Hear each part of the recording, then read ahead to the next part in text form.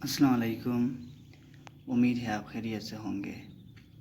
तो आज का जो टॉपिक है वो ग्लाइकोलाइसिस।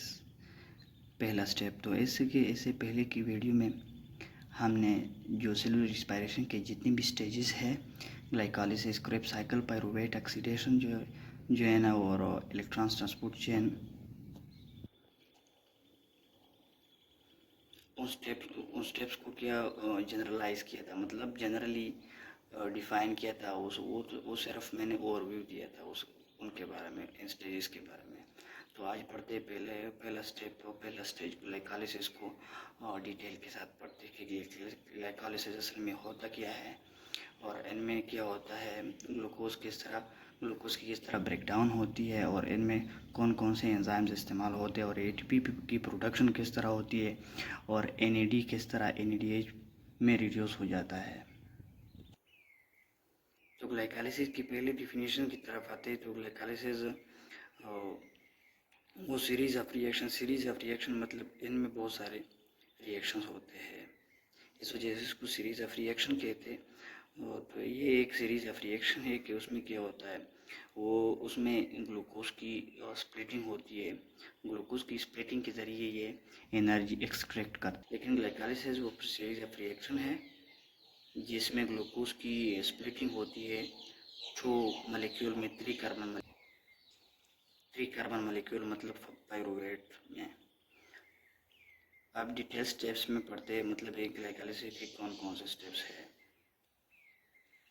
ग्लाइकोलाइसिस में अगर फेजेस की बात करें तो इसमें दो मेन फेजेस आते हैं।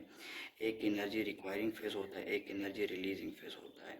एनर्जी रिक्वायरिंग फेज का मतलब ये है कि इसमें एनर्जी इस्तेमाल होती है, इसमें ये जो प्रोसेसेस होते हैं, रिएक्शन होते हैं, उनको एनर्जी की ज़रूरत होती है, इस वजह से रिक्वायरिंग फेज कहते हैं। एनर्जी रिलीजिंग फेज का मतलब ये है कि इसमें एनर्जी खारिज होती है, मतलब एनर्जी की फॉर्मेशन होती है इसमें। तो अब पहले क्या है एनर्जी रिक्वायरिंग फेज। तो स्टेप वन की तरफ आते हैं। ग्लूकोज, पहले हमारे पास क्या था, ग्लूकोज था। अब क्या होता है स्टेप वन में हमारे पास एटीपी होता है। एटीपी के साथ 3 फास्फेट होते हैं। तो एटीपी से एक फास्फेट आके ग्लूकोज के साथ अटैच हो जाता है, तो ये ग्लूकोज 6 फास्फेट बन जाता है और एटीपी से क्या बन जाता है, एडीपी बन जाता है। तो ग्लूकोज 6 फास्फेट बन जाता है। ग्लूकोज 6 फास्फेट का क्या मतलब है, ग्लूकोज 6 फास्फेट का मतलब इसके साथ एक फास्फेट होता है, लेकिन फास्फेट कार्बन नंबर 6 पर अटैच होता है, कार्बन नंबर 6 के साथ अटैच होता है फास्फेट, इस वजह से ग्लूकोज 6 फास्फेट कहते हैं इसको। और स्टेप वन में हेक्सोकाइनेज एंजाइम इस्तेमाल होती है।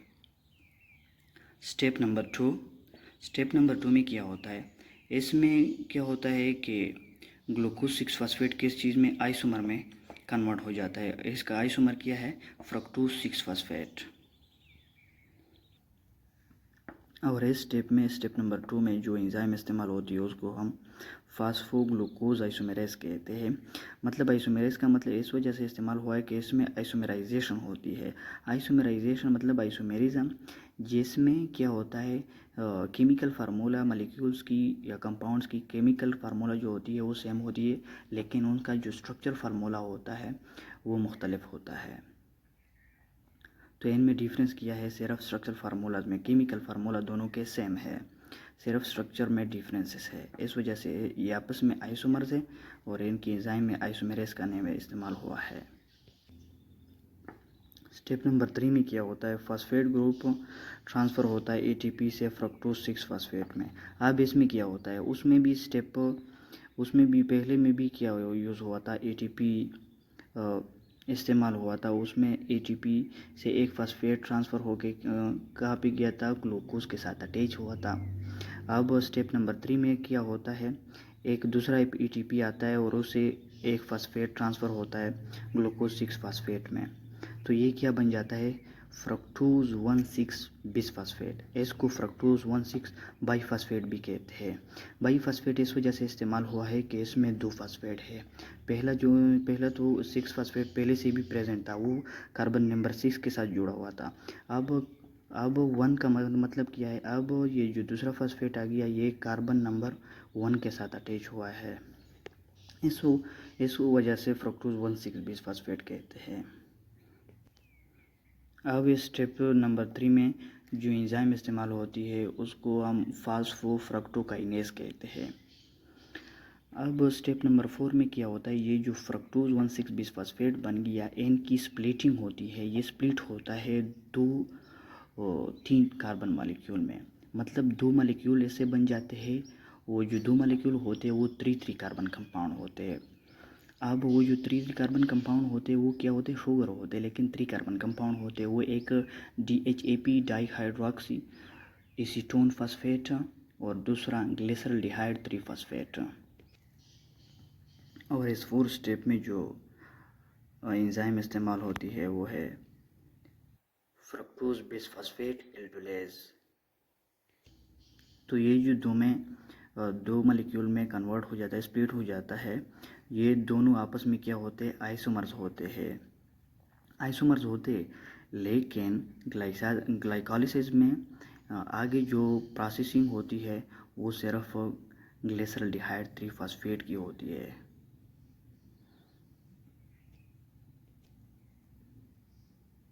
मतलब ये कि ग्लाइकोलिस जो 5th स्टेप जो आता है उसमें क्या होता है, उसमें डाइहाइड्रोक्सी एसीटोन फास्फेट जो होता है वो क्या होता है, ग्लिसरल्डिहाइड 3 फास्फेट में कन्वर्ट होता है। पहले ये क्या होते हैं, ये आपस में आप आइसोमर्स भी होते हैं और इक्विलिब्रियम में भी होते हैं, लेकिन इक्विलिब्रियम तो ख़त्म हो जाता है क्योंकि DHAP डाइहाइड्रोक्सी एसीटोन फास्फेट को कन्वर्ट होना पड़ता है किस चीज़ में, ग्लिसरल्डिहाइड 3 फास्फेट, क्योंकि आगे जो इस्तेमाल होता है वो ग्लिसरल्डिहाइड 3 फास्फेट इस्तेमाल होता है, डाइहाइड्रोक्सी एसीटोन फास्फेट इस्तेमाल नहीं होता है। इस वजह से G3P में ग्लिसरल्डिहाइड 3 फास्फेट में कन्वर्ट हो जाता है। तो इस 5th स्टेप में जो एनर्जी एंजाइम इस्तेमाल होती है उसको हम ट्राइओस फास्फेट आइसोमेरेज कहते हैं। अब एनर्जी रिलीजिंग फेज़ की तरफ आते हैं। अब ये जो एनर्जी रिलीजिंग फेज़ होता है, ये बात जहन में रखिए कि ये 2 बार होता है, क्योंकि 2 मॉलिक्यूल बने हुए हैं, एक डाइहाइड्रोक्सी एसीटोन था और एक ग्लिसरल्डिहाइड 3 फास्फेट। ग्लिसरल्डिहाइड 3 फास्फेट किस में जाता है, इस फेज़ में जाता है। जब इसके ऊपर प्रोसेस होता है तो उसके बाद क्या होता है, ये एक बार होता है तो दूसरी बार डाइहाइड्रोक्सी एसीटोन फास्फेट जो है ना वो फिर कन्वर्ट हो जाता है डाइग्लिसरल्डिहाइड 3 फास्फेट में, तो फिर उस पे भी यही एनर्जी रिलीजिंग फेज़ का प्रोसेस होता है। तो इस वजह से ये 2 बार होता है। अब स्टेप नंबर 6 में क्या होता है, ग्लिसरल्डिहाइड 3 फास्फेट जो होता है इसकी ऑक्सीडेशन हो जाती है। ऑक्सीडेशन का मतलब इससे इलेक्ट्रॉन रिलीज़ हो जाता है और NAD+ जो है ना ये रिड्यूस हो जाता है। तो NAD+ रिड्यूस का मतलब ये है कि इनकी रिडक्शन हो जाती है। NAD+ इससे जो इलेक्ट्रॉन रिलीज़ हो रहे हैं वो ये गेन कर देता है, इस वजह से इसकी रिडक्शन हो जाती है, NADH में कन्वर्ट हो जाता है।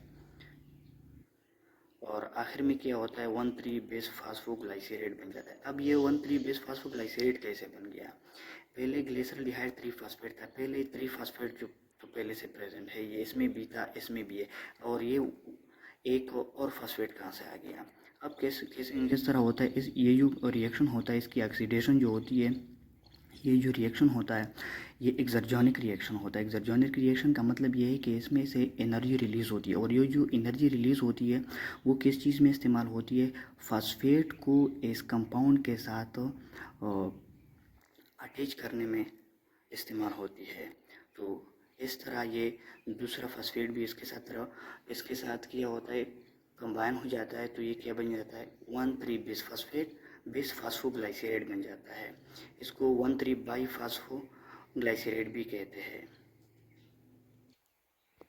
अब ये तो मैंने पहले से भी ही बता दिया कि ये जो फेज़ होता है इसमें एनर्जी रिलीज़ होती है, एनर्जी की फॉर्मेशन होती है। तो किस तरह होती है, अब स्टेप नंबर 7 में इस तरह होती है कि 1,3 बेस फास्फोग्लाइसरेट तो इसमें बन गया था स्टेप नंबर 6 में। तो इसमें क्या होता है, इसमें 2 फास्फेट है, एक कार्बन नंबर 1 पे, एक कार्बन नंबर 3 पे है।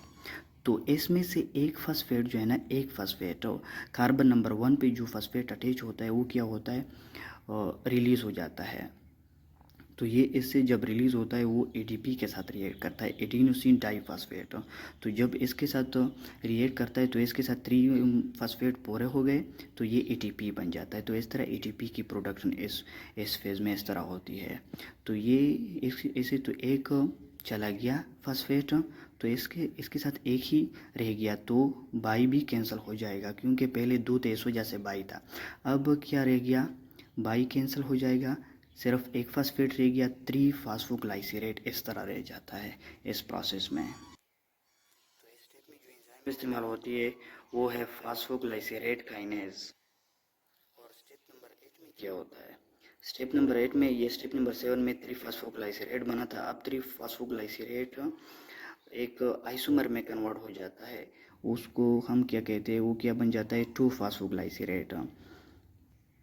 अब इस स्टेप नंबर 8 में जो एंजाइम इस्तेमाल होती है उसको हम फास्फोग्लाइसरेट म्यूटेस कहते हैं। अब म्यूटेस का लफ्ज़ इसमें इस वजह से यूज़ हुआ है, म्यूटेस का लफ्ज़ तो आप लोगों को पता होगा कि ये म्यूटेशन के साथ रिलेटेड है। तो अब इसमें क्या होता है, इसमें भी म्यूटेशन होती है। म्यूटेशन किस बेस पे होती है, क्योंकि इसमें जो फास्फेट ग्रुप होता है, म्यूटेशन में असल में ये होता है कि जो फंक्शन ग्रुप होता है उसकी ट्रांसफरिंग हो जाती है उसी मॉलिक्यूल में दूसरे एटम के साथ, वो फंक्शनल ग्रुप अटैच हो जाता है। तो इसमें भी इस तरह होता है, ये पहले कार्बन नंबर 3 के साथ अटैच था, अब ये कार्बन नंबर 2 के साथ अटैच हुआ, तो इस वजह से इसमें म्यूटेशन हुई है। तो इस वजह से ये म्यूटेस एंजाइम इस्तेमाल हुई है इसमें।